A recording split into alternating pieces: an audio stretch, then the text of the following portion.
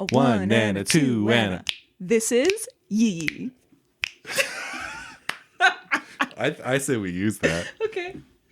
Sure.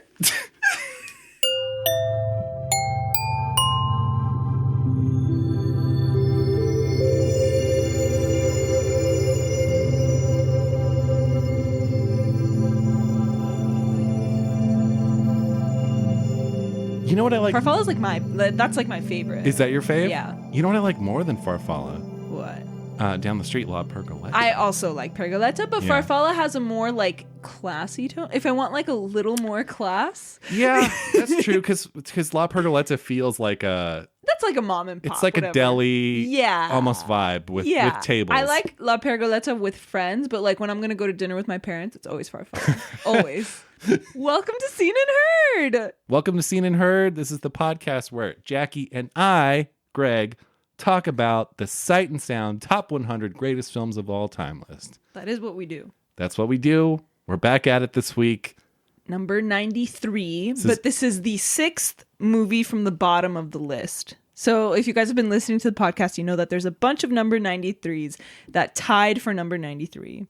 This one is the sixth from the bottom, and it's Edward Yang's Yee. Yeah. Or a 1 and a 2. A 1 and a 2. It's funny because it's on the list with Sight and Sound, which is based in the UK, as a 1 and a 2. But in America, it's just known as Yee. Yes. We'll get into the title. You know what's always fascinating to me? The movies that we decide to translate to English and the movies we don't. Like La Dolce Vita, The Sweet Life, but we call it La Dolce Vita. I know, it is weird. Whereas like Knights of Cabiria is Knights of Cabiria, right? It's like La Notte di Cabiria or whatever. Yeah, you're right. Like, who makes that decision? That's a great question. I guess just like linguistically, it's just easier because we hear those words all the time. We hear like dolce. I guess we hear vita. Like we hear like la vie all the time, you know. We don't hear like a botte de souffle, right? For breathless. That's true. Like, I don't know. I think it's just what they gauge people will be most familiar with and what will be easiest for people. Yeah. So, Greg, besides Yee, what have you been watching? A couple things. Really quick, I did see The Worst Person in the World. Yay! I really liked it. I do think it didn't quite stick the landing for me. Like, the best way I can say it is the movie was constantly surprising me until it wasn't. Yeah. And I think there's something, I don't want to spoil the movie because I think a lot of people haven't seen it yet, but there's something that happens kind of in the last act that brings the movie to a halt, kind of. Yeah. And I don't know if I love that, but I've been hearing that from a lot of people who have seen it, and I kind of agree as well, but I just think that the rest of the movie kind of outweighs that. That's fair. Yeah. I get where you're coming from. I do. But it was really good, and I'm actually really excited to see it again. Mm-hmm. I know, me too, actually. That's a good rewatchable movie. Yeah. I think Criterion already got the rights to it. There we go. We're set. I also revisited an old favorite, The Secret of Nim. Have you seen that? I've never seen that. It's good. It's so good. Weird. It's one of those things that I had the VHS for as a kid for some reason, but I never watched it. You never watched it? Wow. I don't know why. You should watch it. It's really good. What is it about? It's a Don Bluth movie. So he broke off from Disney and started his own company, and they made this movie about the basic premise is it's this family of mice, and it's like this single mother mouse, and she's a kid that's sick, and they live on a farm, and this plow is going to come through. So she needs to move her house because this plow is going to destroy them, and her kid is like sick. So she has to seek the help of these like mystic rats that will help them move her house. But it's properly adult. It's like the best of both worlds, where like it's technically a family movie. I didn't see it as a kid. I feel like it might scar kids. Really? But because it's like a little dark, but it's like that great balance for me. Like I want my kids to be a little bit scared when they're watching it. You know, like it's good for you to be a little scared. And it's great, and it holds up so well. I really loved it. Great. And then I also revisited a Coen movie that I hadn't seen in a while, called Miller's Crossing. Have you seen it? That's like the one Coen Brothers movie I haven't seen. Damn you, Greg. I'll say this. This is my second time seeing it. My first time I was like in high school when I first discovered the Coen Brothers movie. I didn't really care for it then. I don't really care for it now. It just got a Criterion release. It did get a Criterion release. That's why I checked it out again, because I was curious. And it just, and the way that like Coen Brothers fans talk about it, they're like, oh, this is low key like the best one. And the other movies that people say that about are Inside Llewyn Davis, which is one of the best ones, and something like A Serious Man, which is also really interesting and great movie. This one is not great or interesting. I think it takes it because it's a gangster movie. Yeah. I think it sucks all the fun out of the gangster movie, and I think it's overly complicated and just kind of lifeless. And yeah, I just rewatched it today, and yeah, I'm not a fan. Not really a fan. I don't think it's a bad movie, but yeah. Be curious to see what you thought of it. I know. When you see it. I should watch it. It really is. I'm pretty sure it's like the only one I haven't seen. Do you like Blood Simple? I do. It's really good. Yeah, I like Blood Simple. Anyway. Francis. I know. We shouldn't start this rant. What have you been watching? I decided to have an Elaine May marathon. Oh. A comedic Elaine May marathon, because for those of you who don't know, Elaine May is a comedian. And like, first and foremost, I feel like she was a comedian. She was part of Nichols and May, the duo with Mike Nichols, who is the director of The Graduate. They were a duo in the 50s, and then they kind of broke up and they both went into directing. And Elaine May was a really prolific director. I mean, every movie I've seen of hers, I love. So I watched Heartbreak Kid and A New Leaf, and they were so good. Oh, you didn't do Ishtar? No. Okay, so I haven't seen that one, but it did bomb, and apparently it's not that great. And she left directing after that, right? After Ishtar? Could be. I actually haven't seen it. Yeah, I know. I don't know. But Dustin Hoffman's in it. Dustin Hoffman and Warren Beatty, yeah. But they're just such good comedies. Like they balance. Like I don't know how to say this. It's like she rations heartfeltness in them. They're not romantic comedies, but they kind of are. But they're also really surprising, and like they're both kind of like black comedies. And they're just great. They're hilarious. I highly recommend. I haven't seen either. They're really, really funny. The only thing I've seen of her is actually, and this is embarrassing to admit, is Mikey and Nicky, because Cassavetes was in it. Fantastic. Yeah. Mikey and Nicky is so but good. Why is that the only one I've seen? It's the most like film bro. Listen. It is though. But it's so good. She's fantastic, and she was put through she went through so much. The studios were horrible to her, didn't give her any freedom, labeled her as a difficult woman just because she didn't want her movies completely butchered by the studios. Just sad. But she's doing great. Actually, this year she's going to win the Honorary Academy Award, and I didn't even know that. Oh, she's still alive? Yeah. Oh, I didn't know that. Yeah. That's cool. Yeah. Nice. So I'm happy for her. I need to see those. They're so funny, truly. So let's get into this week's movie. Let's do it. Edward Yang's Yi from 1999? Mm-hmm. 1999.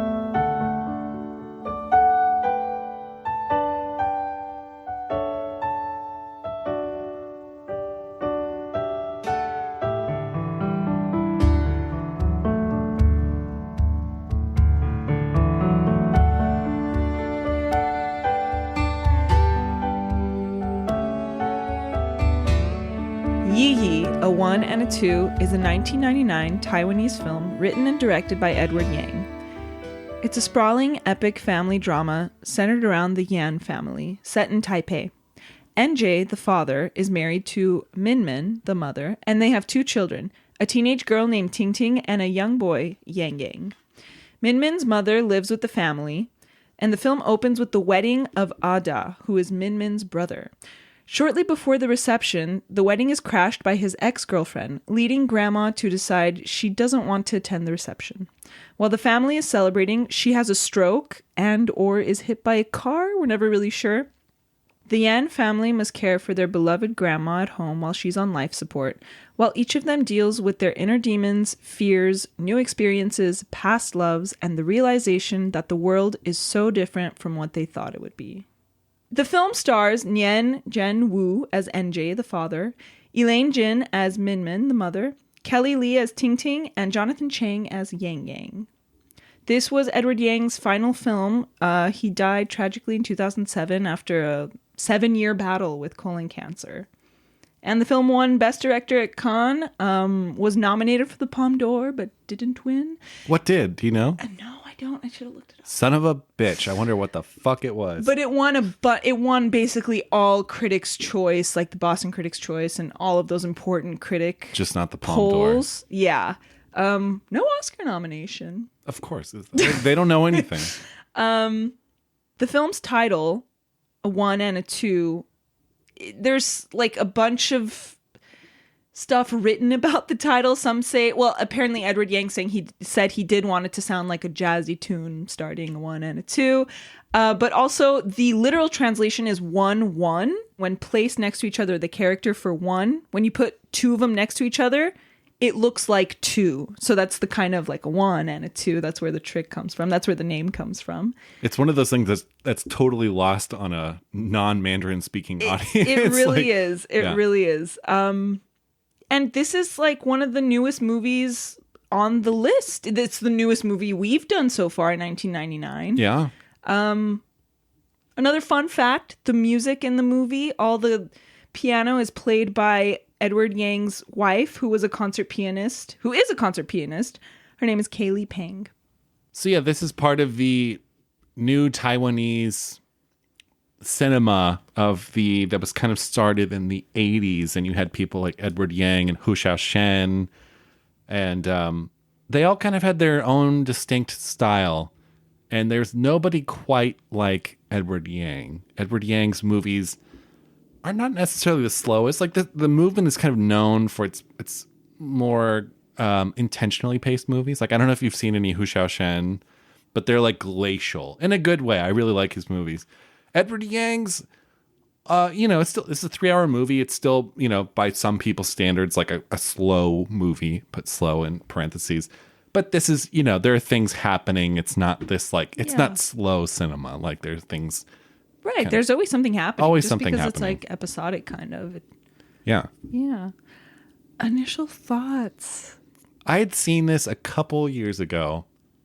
I've actually only seen 2 Edward Yang movies. It's this. I'm pretty sure I saw this first. It was this, which I liked. And then I saw A Brighter Summer Day, which is also on the Sight and Sound list. Yeah, it is. So I'll save my thoughts on that one. But I will say that movie's at least an hour longer than this. It's 4 hours. Yeah. I actually hated that movie. I hated it. Ooh, I can't wait to do the episode. I'm curious to go back and see that again. Although it was one of those movies where when I finished it, I'm like, that's it. I'm never going to fucking watch that again.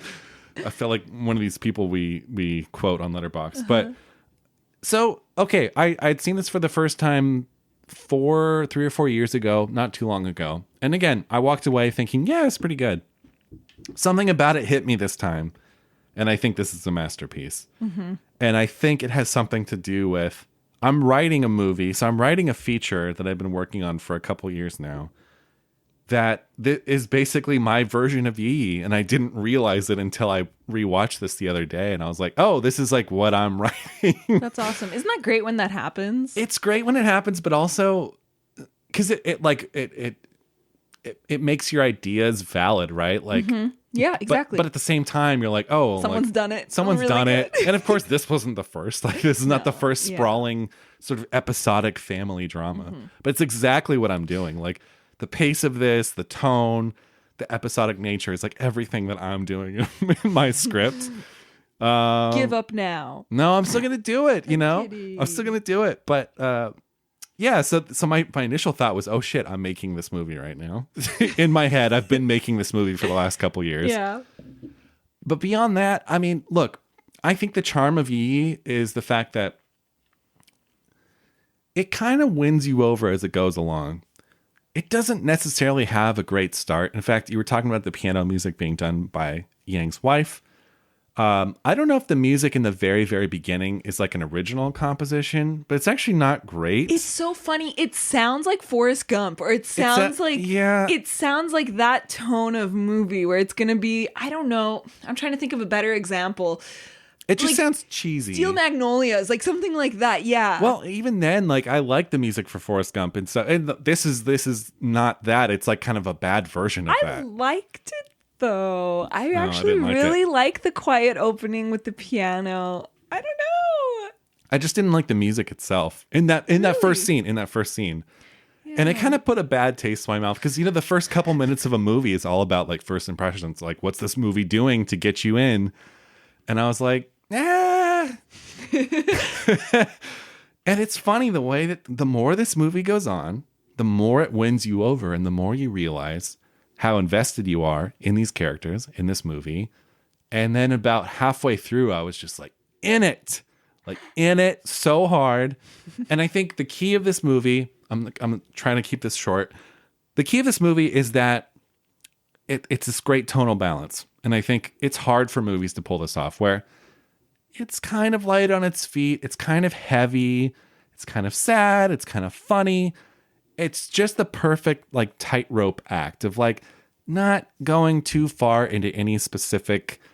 It's just perfect. Like it's just perfect. I think the way that it balances everything and the different storylines and what the storylines actually are is done so well.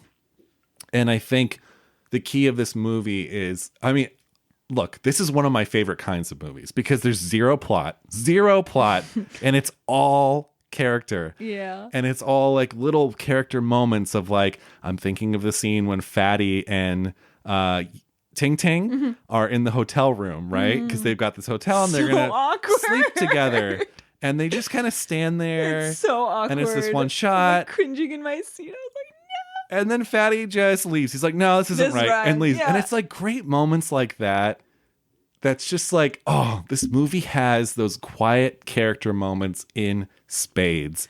And this isn't like a cool movie. It's not a hip movie. And I think that's that's its strength, is that a lot of these characters are like, yeah, they're not cool. That's a great point. They're just kind of like living these everyday lives. And the movie doesn't have this like beautiful look to it. Like, not to say it's not shot really well, because we'll get into that later. But this movie's like not afraid to not be cool, and it's not afraid to not be grand too. So I think sometimes with this kind of material, you could lean into it being very like sumptuous and rich. It's pretty grand. I think it's kind of grand. It's grand in a very quiet way, I think. Yes, yeah. But here, enough about me. What did you think of this? It's funny when you said like it doesn't dive into any of those too much, and I think I felt the same way about the characters. It doesn't dive into each one too much. It doesn't dive into like what they go through. I mean, I guess it does, but it's like, okay, the mom Min Min has this like breakdown, and then she just goes to a retreat, and we don't see her for a while. Like it doesn't give into like each of these things too much, and I think that's just because of the nature of its theme of life and like moving on. But anyway, we're gonna talk about that later. But my initial thought, so like we talked about last week, how Space Odyssey is not a complicated movie, right? And that it serves the movie so well. Its simplicity, right? This is a really complicated movie in a good way. Like it's in service to the form. You can't have a 3-hour movie that's not with zero action and zero plot if it's not complex. Do you get what I'm saying? Yes. So it's like, it makes you sit with this family and think. It's in service of that, and it has to be complicated to work. Do you get what I'm saying? I thought it was interesting how it was like, I still feel like I haven't thought about it enough, and I've watched it, and it took me a really long time to watch it, because you know how I watch movies. How long? No, not too bad. Maybe 4 hours. And then I wrote like 6 pages of notes because I'm just trying to process all of my thoughts. And then I look down and I see, oh my God, I've written so much without even noticing. And I still feel like I haven't thought about it enough. Whereas like you look at 2001, like it's just funny how it's like, okay, in science fiction, it should be simple. In these character dramas, it should be complex, like really complex. And it's like, I just thought of the two movies. I don't know. Space Odyssey is still in my mind, and it hit me. It might seem really obvious, but it just hit me that it's like, yeah, this is a 3-hour movie about nothing, but it's more complicated than Space Odyssey. Well, they're both grand movies in their own way, and it is more complicated than Space Odyssey because human emotion is more complicated than. Of course. That's what I'm saying. Like it's obvious when I'm saying it out loud. Like my thought is obvious, but I think it just hit me like really hard for some reason when I was writing it out. It's interesting because for me, this movie is very complex, and I think that's the appeal. But it's not to like an intimidating degree. Like there wasn't a point where I was like, I agree. No, it's like it all feels so organic and. Yeah, I mean, this is. Yeah. I wish I was seeing it for the second time. Like, I truly wish I was seeing it for the second time. Some other initial thoughts, like I was just blown away by their home. It just felt so lived in.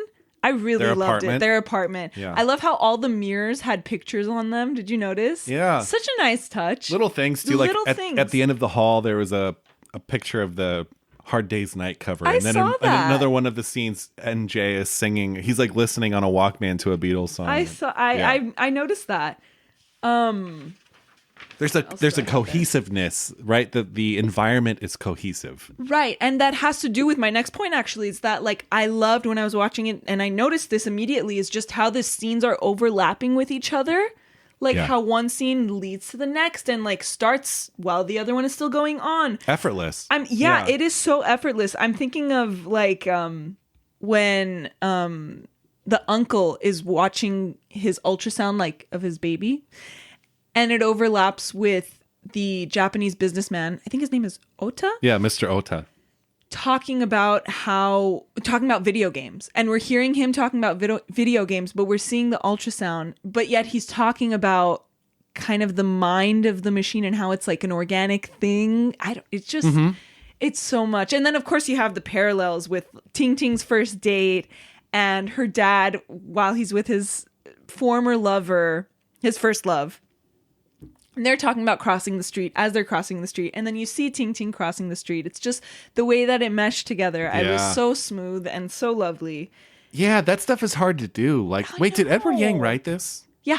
See, that's the kind of thing where like, this is a script you toil over for like years. Gotta of like be. Making that stuff work the way that it does in the script. Gotta be. Even the hotel, they're talking like... Her dad is in the hotel with his with Sherry, who's his first love. Uh-huh. And then immediately after, it's the hotel with her and Fatty. Yeah. Or I think it's her and Fatty before, and then dad in the hotel. But it's perfect. It is. It's so great. One of my favorite critics, David Ehrlich, he wrote, Yi isn't hard to put into words because it's one of the best movies ever made. It's one of the best movies ever made because it's hard to put into words. Oh, I love that. Exactly how I feel about this movie. Yeah, it is. See, and again, we talk about movies so much on this podcast, like movies that should be movies and nothing else. And this is a perfect example of something that should only be a movie and works so well because it's a film and it's not a book. It's not a song. It's not a poem. You don't want a Broadway musical based on You know what? Maybe I do. If Andrew Lloyd Webber gets involved, I might be interested. Let's do it. Let's come up with a dream cast. I'm here. But yeah, it is kind of like indescribable, and I think that's the key to the magic of the movie because it's all these small moments. It's tiny moments. This movie won me over when they're taking Grandma home, and there's just a close up of her in the cab. Just Grandma's face. Oh, was that when it That's did? when it won me over. I was like, wow. I love the way... This is going to be some good ass shit. I love the way that the grandma becomes an altar for the family, right? Because they're encouraged, like, oh, you guys should talk to her. And she's there and she's comatose. Yes. And every member of the family, except for NJ? NJ does. He does. He says it's the same thing as praying. He's the one that literally treats her like an altar. But yeah, I love that she becomes this altar for this family. Like it's definitely. Just it's a great image. And then I know we've talked about before, like I know we're jumping ahead towards the end of the movie, but when she finally passes and Ting Ting has that moment with her. That I've looked up at several synopses that say that's a dream. Like Ting Ting has a dream. She's with her grandmother. No, it's a ghost angle. I'm saying that right now. I think it's just like magical realism. It's magical realism. It's got this supernatural element to it of her, because the whole movie, the grandmother's comatose, and towards the end of the movie, Ting Ting has this moment where she goes into her grandmother's room and she's sitting up and she looks great and they're doing some sort of activity together. I forget if they're like sewing or like she's like folding paper in that moment what's happening. The fact that the bed was made so properly, like that's how I. And then the next day or later that day, she wakes up. Well, that's the thing. Ting Ting wakes up and she's dead. Yeah. I love that though. Oh, I love it so much. And again, it goes with our theory. I think we both feel this way.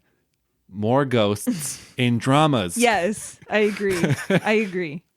I tried to think about this movie. I tried to think about like big picture. And I think I analyzed it a little too much. And I hate analyzing movies a lot. Actually, who am I kidding? I love analyzing movies. You do. I love it. I think that's the difference between us. That's the difference between us. It's the point of the podcast. So big picture.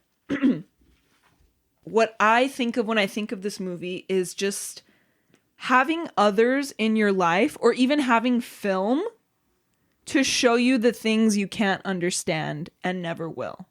I mean, that's this movie. Come on. That's Yang Yang. Well, it's funny because Fatty has a great line to Ting Ting. Okay. Oh, what are you continue? About the magic of movies and basically how, and this is so the way that I feel, and I think anyone who truly loves movies feels the same way.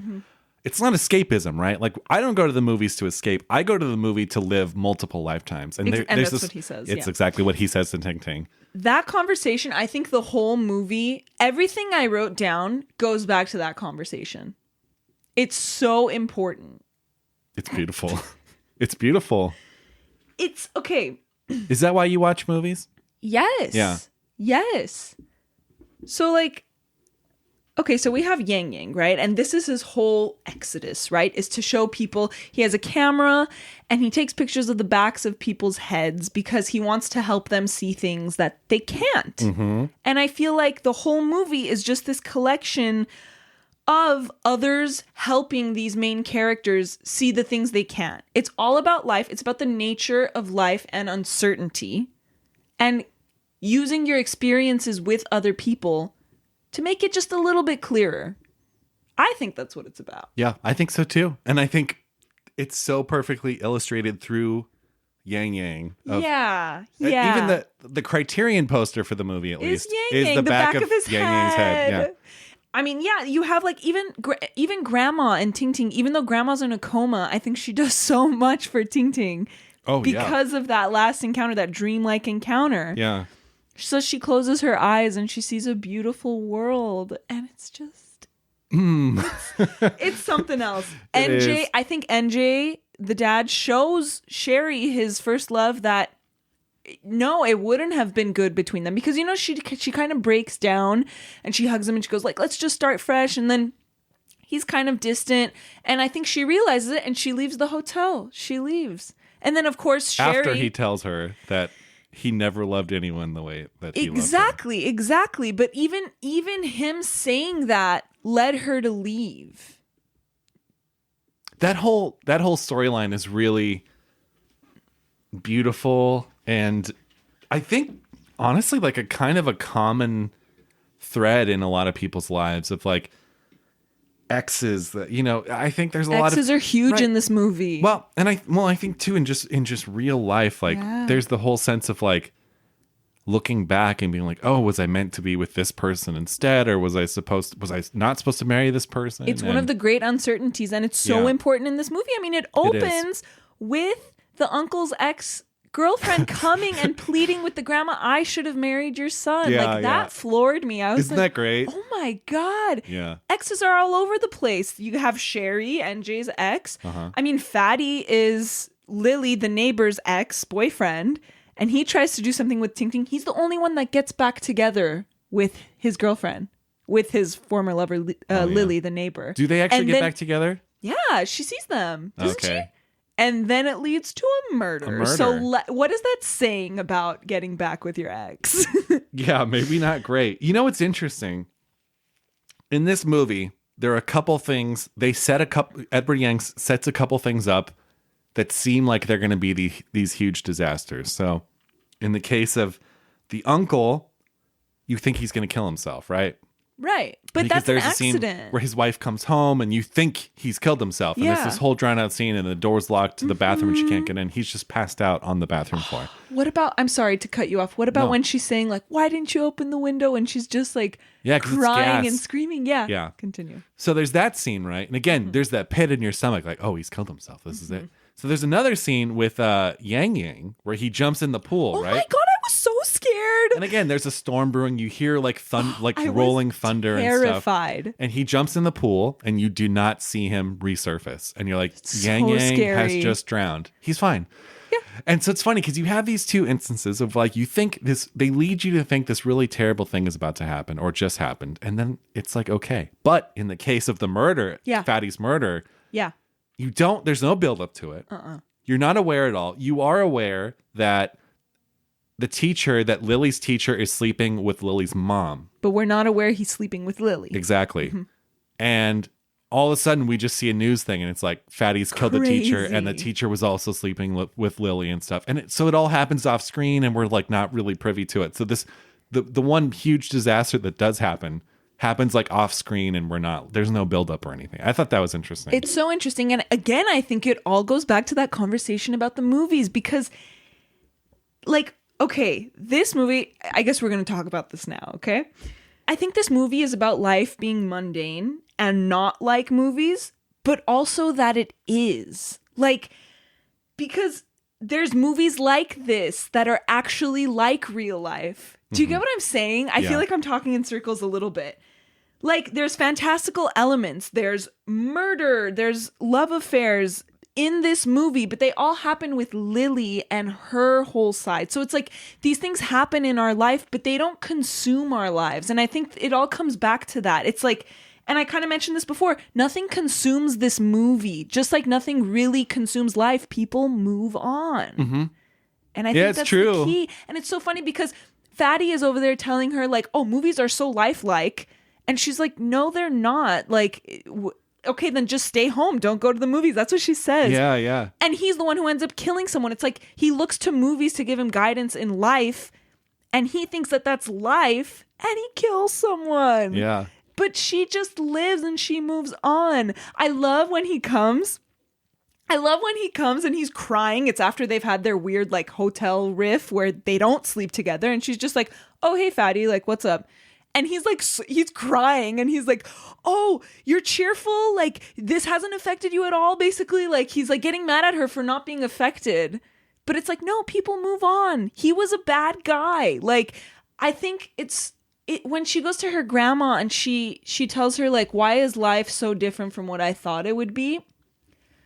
I think about that so much. Like, I think about that line because it's Ting Ting. And Ting Ting is not this romantic person. Like, but I think that maybe her whole like her little affair with Fatty is like, she maybe hoped that it would turn her into that. She hoped that she would be like in the movies, like really, I don't know, swept off her feet. And she wasn't, and she doesn't care about him. And she wasn't affected by them not sleeping together. Yeah. So it's like, it's all connected to that conversation with the movie. It is. I really think it is. And it's like, okay, NJ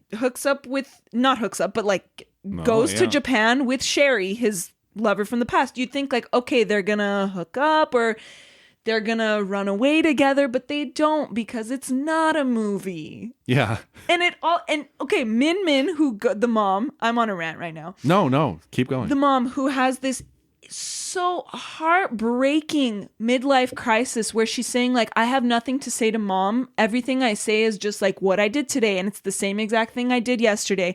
That scene was so just, I don't know. It's real. Real. It was like, it's like, I've literally had thoughts like that. It's like, okay, I'm going to like, you're supposed to like call people and catch up with them. And it's like, what am I going to tell them? What have I done? You know? Yeah. Anyway. And then she goes to that temple, but she comes home and she's like, you know what? It was the same. Like, I don't feel different.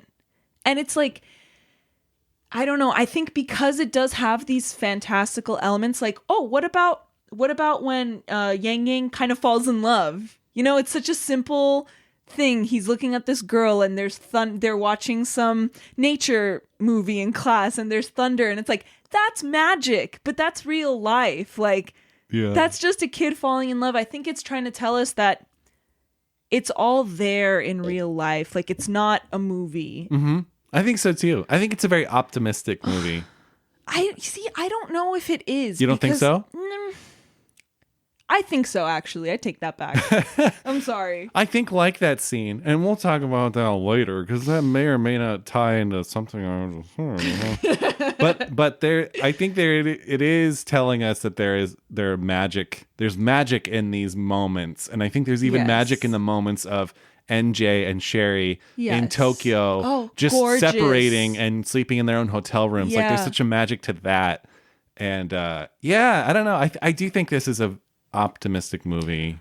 What I found so interesting was like this myth of the fresh start. Yes, it's so incredible. It's so a bunch of people, they say it a bunch. Like, for example, when the uncle has a rough night, it's his kid's baby shower after the kid has already been born, or it's like a welcome party, and he has a rough night.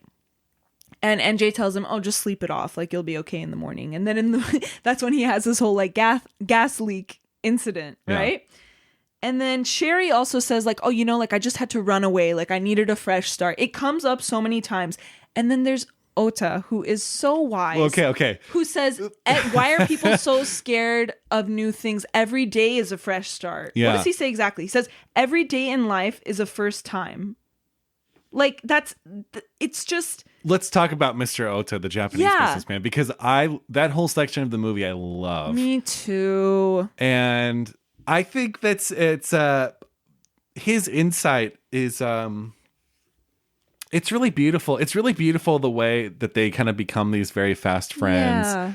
And it makes it that much more heartbreaking when his business partner is like, "Oh, we're going with the cheap ripoff." What's the name? Because he's Ota, and then there's Ata.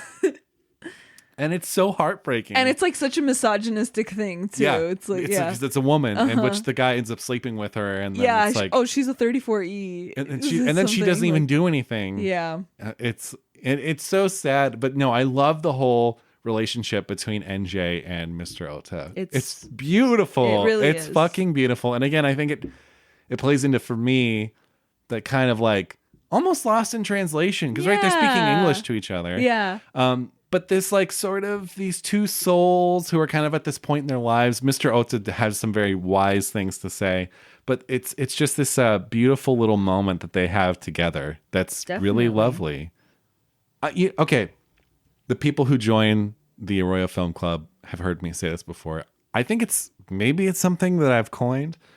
This movie is an intimate epic. So I have this theory, and these are some of my favorite movies ever. They're intimate epics. It's an epic scope. It's 3 hours long. It deals with all these characters at different points in their lives, but it's intimate in the way that it portrays them, focusing in, zeroing in on these tiny moments. Like what else? Like what other movies? Mm-hmm. God, during the Zoom, I had a bunch, like during the film club. And then everyone started getting excited. And now every week, like, "Greg, I just saw this, and I think that's an intimate epic." Like Breaking the Waves. Breaking the Waves. Or honestly, a lot of Lars von Trier stuff, like Nymphomaniac could also be an intimate epic. Roma.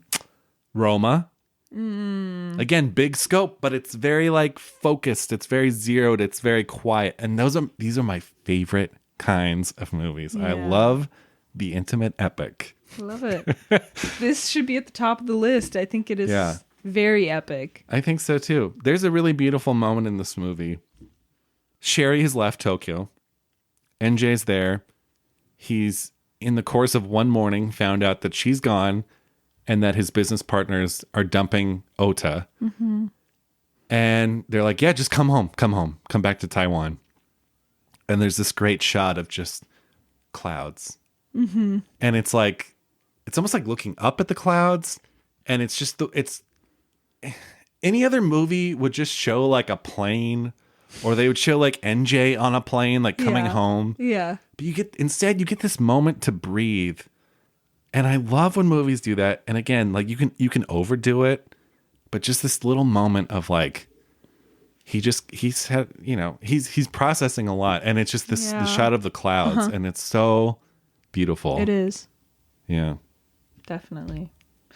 And I mean, maybe now's a good time to talk about like all the window shots in this movie. Yeah. So look, there are a number of kind of like prolonged takes of you're looking at people's reflections in the windows. Yeah. And it's kind of interesting. It's like with a lot of them, you could see the back of people's heads or you see what people aren't seeing. It gives you this wide objective shot so that you can see everything around them that they can't even see. And it's so funny in the hotel is when I really noticed it a lot is you can literally see the back of his head when he's picking up the first call because there's a mirror, right? Mm-hmm. You see the back of his head, and then again when he picks up the other call, like he calls downstairs to see if she's left, and it's just a back of his head shot. Yeah, it's so great. You know what I like about it too is it's they're often, because it's the reflection in the window, it makes them superimposed over the city, right? So you see this big cityscape. Oh, yeah, it's so crazy. And again, it kind of has that, Lost in Translation. The Lost in Translation came after this. Yeah. But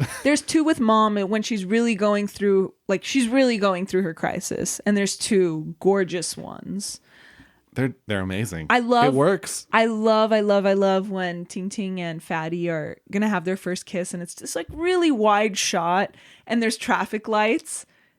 Do you remember? And it's like it turns green, and then they like kiss. Yeah, I love that kind of stuff. It reminds me really good. Do you remember in Punch Drunk Love, Adam Sandler flies to Hawaii to be with Emily Watson? Yeah. Emily Watson. Breaking the waves. Yeah. So he goes to Hawaii. And he doesn't know where she is, and he goes to a payphone, and there's like this local parade happening, and he picks up the payphone and he calls the sister, and his whole thing is his sister's trying to set her up with her, and he doesn't want her to know. And the sister picks up, she's like, "Why do you want her number? What, do you like her?" And she's like chastising him. He's like, "Give me the fucking number." Anyway, he eventually gets a hold of her. First he dials the wrong room, then he gets Emily Watson's room. And as soon as she picks up and you hear her voice, hello, the light comes on in the phone booth. And so it's like this little, it's a slightly heightened, almost like musical moment, like something out of a Gene Kelly movie. But I love that kind of stuff. It's when it's subtle, it's just like a little touch, like in because it's getting dark with the traffic light. Yeah. It is great. Yeah, and I just love the whole motif of like seeing things. Like one of the first lines is when they just brought grandma back to the apartment after the wedding, and Fatty's there with Lily, and Ting Ting doesn't know them yet, but she says something like, "I'm calling you every day," and he goes, "I can't see you through the phone." And then there's also like Yang Yang when his mom is making him try and talk to grandma. He says something so weird. He says, "She can't see what I'm telling her." Yeah. It's all about like sight and it is like and sound. And then when Ting Ting has that moment with grandma, she says, "Now that you're awake, what do you see? Does the world look different?" It's all about like looking and seeing and view of the world. Yeah. So you do think gorgeous. It's an inherently like optimistic movie? Do you think? I think so. Yeah. Yeah, I think so too. Do people not? No. I'm not saying that. I just that's the read I got on it. I think I left this movie feeling pretty great. I think it's Yang Yang for sure. It's his like speech to grandma at the end. I think he's Edward Yang, right? I mean, he's the photographer. He's showing the people this new view that they haven't been able to see before. He's a little too smart. I guess. That's like my only complaint about the movie. I don't know. Maybe a little too artsy. A little too wise. Like when the teacher takes his photos away, he's like, "Oh, he's doing some avant-garde stuff over here." I don't know, but no, I love him. I think that he's so cute. Yeah, he's I super want to cute. Just like put him in my pocket. All these cute kids in these movies, huh? Danny Lloyd in The Shining. Oh, he's really cute too. There's an interesting shot in this movie. And I don't think this is worth spending a bunch of time on, but there's a shot where NJ and Mr. Ota are having dinner. They're in Tokyo. And Mr. Ota asks for a pack of cards. And the guy's like, "You're not gambling, are you?" Yeah. And it's to show him this magic trick to illustrate his point of his life philosophy.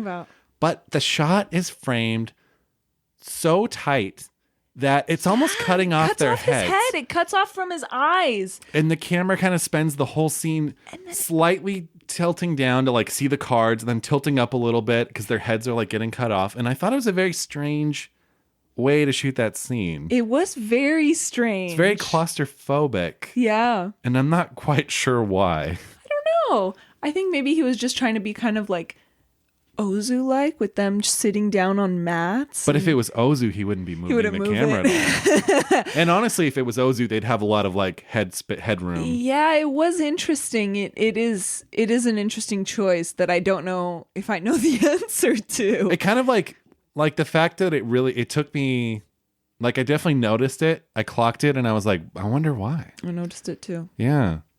Hey, look, we don't have to answer every question. No, sometimes we just pose the don't. questions. Okay, can I ask you, I noticed like a definite thread of like NJ, Yang Yang, and Ting Ting are very stoic, right? Mm-hmm. But the rest of the movie, the rest of the characters aren't really, not even their mom. Well, she has that kind of breakdown. And after that, she goes through her, I think it's like this. Because like I kind of wanted to make I had a theory that it's like, okay, because they're young and they don't know themselves and they're on this journey, that's why like Yang Yang and Ting Ting are kind of like this. They're not like the adults who have these outbursts and crash people's weddings and have these moments. But then NJ, the dad, is also like that, and he's a grown adult. Yeah, I mean, so I think it's go ahead. No, he's the dad. He's the patriarch. It's like he's setting the tone for that nuclear family, whereas, the uncle with these, is a little more. I don't want to say trashy, but just like there's a lot of fights breaking out around him. It's a lot of cheating on his wife and coming back to it's just a lot of like drama that he's causing and passing out in the bathroom and stuff. Right. They're two different worlds. It's the same family, but it's like two separate worlds. And it all ties into the movie conversation, I think. Yeah. Well, it's great because no family is you have cousins, you have aunts and uncles. They're all different, right? Mm-hmm, mm-hmm. No one's like completely the same. And I think, I love that. It's interesting. It's like, okay. And then I started thinking about it more. I was like, okay, each of these stoic characters has a breakdown at one point.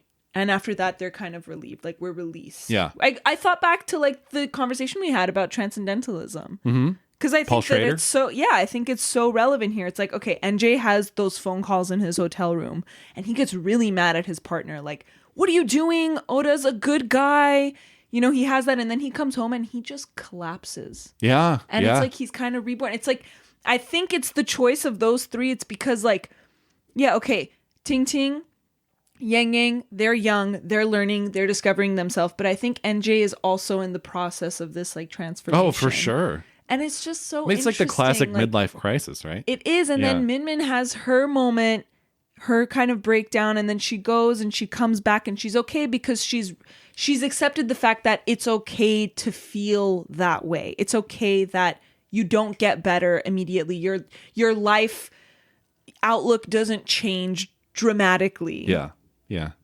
And it's so great. It's beautiful. It's really, it really is. Yeah. And then, after NJ collapses, he kind of just like, there's that great moment where he's in bed and then he has his kind of moment of enlightenment because Yang Yang says what he's doing with the photos. He explains that it's like, I want to help people because they can't see behind them. And he goes, that's why. Like, you can hear him say it. Yeah, yeah. And it's so sweet. It's so good. It's so good.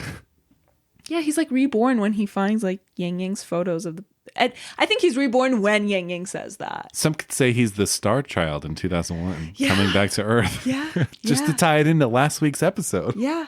And then Ting Ting has that great moment with Grandma. And after that, she has that great hug with her mom. And that's the most emotion she showed in the whole movie. Yeah, yeah. It's so sweet. Yeah. Oh, man. It's good. This is a good one. This is a good It's fucking good. one. I could talk for hours. I feel like I need to stop myself. Yeah, we're probably about that time. Should we do... sight and sound? Yeah, do you want to do sight and sound? Yeah. Why don't you go first? What was your favorite sight? Really hard. Oh, come on. No, I'm just kidding. Okay. So I have a lot. Pick one. I want to say the shots of Mom in the window because both of them are beautiful and gorgeous, but I feel like that's being a little too obvious. So I think I'm going to go with Yang Yang watching that girl who was kind of his bully. That's yours. Standing in front of the storm? Lightning. Yeah. Oh, it's so so good. Yeah. And then you see his face and he has a smile on. It's like, this is love. Yeah, it's a field trip. They're like at an... Yeah, it's not even a field trip. I think it's just a class. Oh, is that a class? Yeah, because they're at school because he's hiding. He's hiding because he's just thrown the water balloon off. Oh, you're right. They threw it on the teacher. And there's lightning. Like, it's literally sparks flying. Yeah. But in a setting that's like so real that could actually happen. That's such a beautiful little moment. Yeah, Gorgeous. just her standing in front of the screen. It's a huge screen. It's being projected. It's the storm footage. It's this like scientific educational film. And he's just watching her. That's absolutely my favorite sight too. Definitely. I also really love the like shot of them at McDonald's. Just like I love that shot too. I love that cut because it's like the mom is telling NJ, like, just leave him alone. He'll be fine. Immediately cuts to, like, he took him to McDonald's. Yeah. It's such a sweet dad moment. And he even says, when he says in the movie, he says it, I think, to Sherry. He says, like, I love my daughter. You know, I already get jealous of her because I already get jealous because she's growing up and she's going to start dating guys. And then he goes, with my son, like, I want to have the relationship I never had with my dad. I want to be my son's friend. Yeah. And then I immediately thought of that McDonald's scene and it was so touching. It's great. Yeah, he's not eating anything. He has like a drink. A coffee. So typical. Yeah. Yeah, I love that. That's so good. Well, what was your favorite sound? So I think this movie does such an incredible job at like mixing sight and sound. Like we kind of talked about it. You'll hear a conversation about one thing, but then you're seeing something else, or it's like overlapping into the next scene. I think that all of those like harmonious moments are so great. Yeah. So I decided to go with lines because there's a lot of really good lines. Like if I was going to isolate a sound, you know? And at first it was definitely, and it probably is this, it's got to be the line about movies. It's, we live 3 times as long since man invented movies. 我觉得我小舅说的蛮有道理的。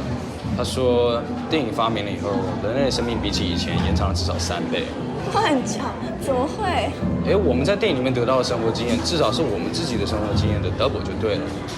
I mean, and what truer line in this movie than that? Yeah.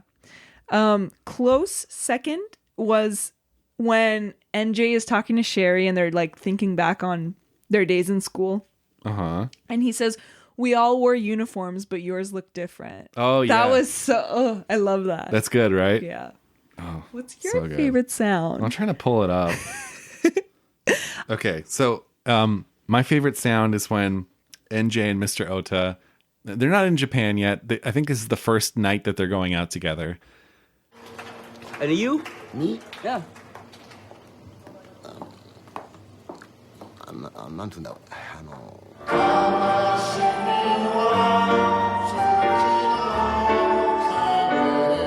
跟我一起。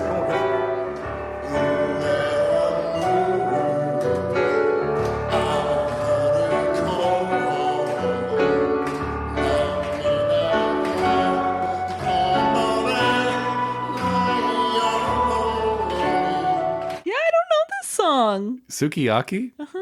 Oh. It was big in Japan in the 60s. No, it was big in the US in the 60s. It was kind of like a crossover thing. But yeah, you know, it's just all of a sudden cuts to Mr. Ota singing at this the karaoke playing Sukiyaki. Piano too, right? Yeah, it's just great, and it sets the stage for him as a character. Like he's so jovial. Yeah, he just seems like he's doing great. And you know what? He even says it.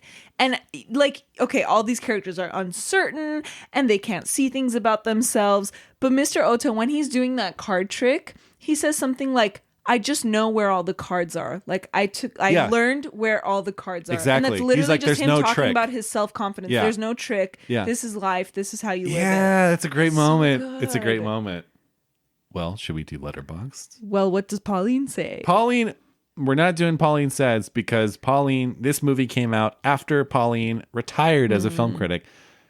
She lived a couple years after this, but she was fully retired. I wonder if she ever saw it.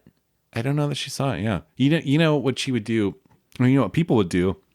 I'm trying to think who did this.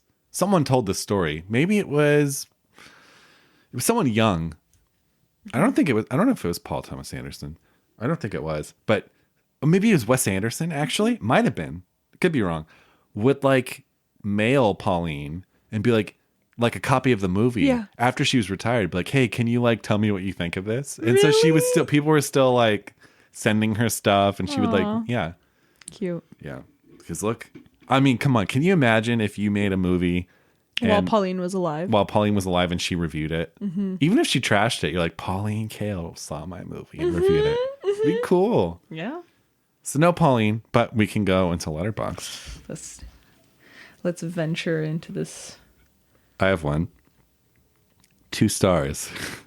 Is this the one that you were dying laughing? No. It's boring is one of the most pointless criticisms of a film you can give.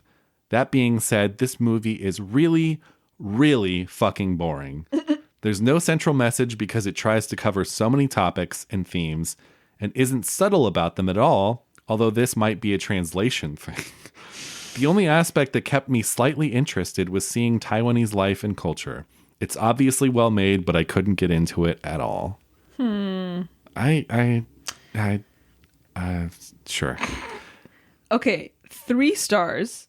It says, I will be rewatching this in the summer, but IDK, it's a 3-hour movie. It's really boring and slow. It's a sad movie, but I didn't physically feel sad at all. Was hoping for like a big shabam or something. IDK. Still, this is shot amazingly, and the acting, wow. The end scene is great too. They're probably hoping for the frogs at the end of Magnolia. Oh no. Your favorite. I actually love the frog scene. Oh, do you love lot. the frog? Mm-hmm. Someone gave it 2 stars and said, boring people doing boring things, filmed from boring angles. What? This is not a movie. It is a near literal transcription of well-to-do domesticity in Taiwan. 2.5 stars. The cyclical display of mundanity in life, coming around full circle to present human life and existence as it is. Yi Yi is a film that simply does not work for me on any levels. It is by no means a bad film, as in practically has nothing of bad report. Yet nothing in truth makes it a good film for me either. There is hardly anything special about the film. It exists. Is just about the best way I can explain my thoughts on it. It simply exists. Oh, and then they go on to say, there is nothing wrong with Yi Yi at all. I love when people say this. They're like, it sucks. There's nothing wrong with it. Yet there's scarcely anything good of... They're repeating themselves. I'm happy I didn't dislike it as I did with A Brighter Summer Day, but I'm still somewhat disappointed that I did not like it all that much, and I'm again upsetting a majority of readers. Whatever, this doesn't matter. Well, I'm with them on A Brighter Summer Day. I feel like there was another good one about Brighter Summer Day. Someone gave it 2 stars and said the 21st century is so unromantic. 1.5 stars. Not bad considering I tend to despise slice of life films. Who despises slice of life films? Stars. Those are the best movies. I know. Okay, here's the one that got me. You ready for this? Yeah. 2.5 stars. Took my kids to see this. Boy, were they pissed off. That's one Saturday matinee I'd rather forget. This should have been Yang Yang's film completely. And while we fawn over the great wisdom shown by that little boy, it's probably wise to remember that kids would never sit through this level of tedium while there's anything else to do. As adults, there's maybe something we could learn from that. Just took my kids to see this. Boy, were they pissed off. This is actually a 5-star review, but it's Tokyo Story 2, 2 times the depression. It's so funny because it has nothing in common with Tokyo Story. It's kind of like transcendentalist. Yeah, but so many movies are. Yeah. Like nothing structurally, thematically. Yeah, you're right. It's like such a different movie. Totally. That seems like someone that's seen like 5 movies in their life. And Yeah. Fight Club's their favorite movie of all time. Oh my God, you're so mean. 2.5 stars. Too unfocused for me to really enjoy, unfortunately. I'd have much preferred a shorter movie focused on one of the characters, but of course that would have been something completely different. Yes, it would have been. I had a really hard time finding bad reviews. I don't know how you found this many. Truly. That's all I have. Next week, we have the John Ford classic that neither Greg nor I have seen in like 10 years. Yeah, I'd say it's probably been about 10 years. The Searchers, by the way. Come out That's to the movie. the great open plains with us as we watch the John Wayne film. No, not John Wayne. And Natalie Wood. Yes, that's the light at the end of the tunnel is Natalie Wood with And John Wayne. that guy that's with don't John e- Wayne. yeah. Whose name I don't That's actually the main remember. character. Sort of. Well, this has been really fun. Yeah, this was. I feel like we just kind of like grazed the surface. we did. I mean, I really look forward to watching this again. Like, I really, Yeah. really look forward to it. If it wasn't 3 hours long, I would watch it again like this weekend. All right, till next time. Until next time, hope everybody has a great week. Join trying us. to snap, it's not working. Join us for John Ford's The Searchers. Come with us to Monument Valley. Seen and Heard is presented by the Arroyo Film Club. Produced by and starring Greg Kleinschmidt and Jacqueline Pistachian. Edited by Greg Kleinschmidt. Music by Andrew Cox. Special thanks to Kathryn Ferentchak.